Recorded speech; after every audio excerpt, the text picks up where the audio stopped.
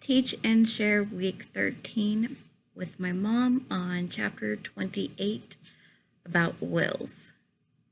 Oh, yay.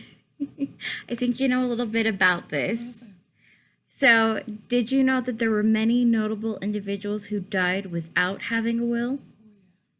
So, some of those were Abraham Lincoln, Aretha Franklin, the Queen of Soul, which was recently that she passed away without a will. I didn't realize that. So, writing a will is a way to plan how our assets, both personal and business, will be distributed when we die. Even though majority of us understand how important it is, why we need it, there are about 70% of adults who don't have one or even have an estate plan either. Yeah, I was like, I remember you and Dad talking about this recently. So, some of the reasons why people don't have either a will or estate plan is avoidance, cost, or they believe that the net worth they have currently doesn't require one to be written, which to me doesn't make sense because, I mean, no matter how much your assets are, you should have some type of will. Yeah, if you have assets, like Grandma didn't have any, Mm-hmm. so there was nothing to worry about. Yeah.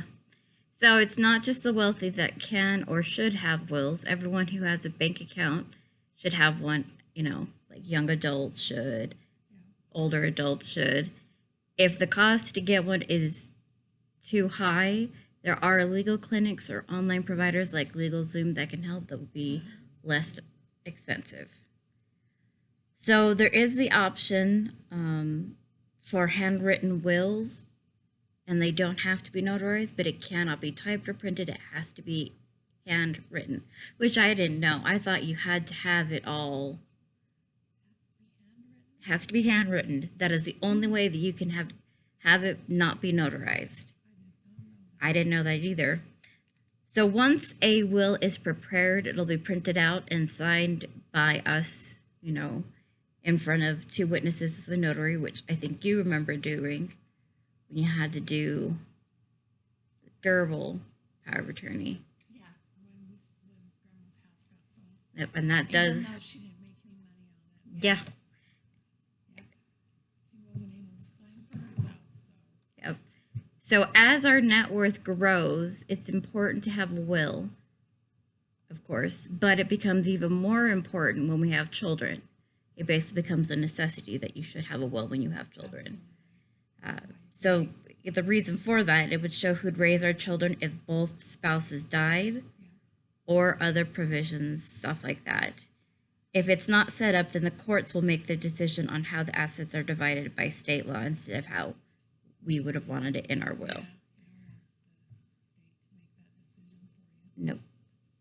So there are two different types of wills. There's the standard, which is the end of life, and that will cover four main areas, which is what people or organizations will inherit our property or assets, who will serve as guardian to care for your children who are minors, who will manage property or assets when we leave to our minor children, and who will serve as the executor, or in other words, the person who will carry out the wishes in that will.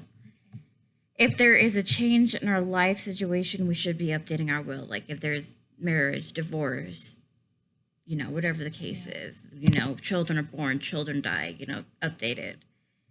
We updated Dad's life insurance policy about 8 years ago, and we didn't realize, but we still had Grandma and Grandpa Haskett down. Yeah. Life insurance. They've been gone for, probably. It's like life 7, 8 years insurance by then. and wills are like the two things you should like definitely be. So the second type is called living plan. So this is for when times when we may not be able to make choices for ourselves. So that means to make sure we have a living will, so in case we are no longer able to speak for ourselves, that there is directives. So the most famous example of this was Terry Schiavo. I always say her last name wrong. So she was a brain-damaged woman in Florida who was being tube fed for 15 years, and her parents and her husband were arguing over, arguing the whole time. yep, whether to remove the feeding tube, whether to not remove I it. remember this story. Yeah, so that's why we want a living will. So if something like that happens, it's already set out as to what we want. So for our living plan, it would consist of 3 parts, which is the durable power of attorney. So this will allow someone to handle financial matters on our behalf, like you were handling grandma's. So it can be set up to go into effect at a certain time or be active if something happens to us. So, like if you're out of town, have it be for that amount of time or just have it active, continual, no matter what. So we need to select somebody we trust and fill out the form, then have it signed again in front of a notary for a small fee. Another part of this is a healthcare proxy. So this will appoint someone to make medical decisions for us if we can't do it ourselves. So if say you had that for grandma too.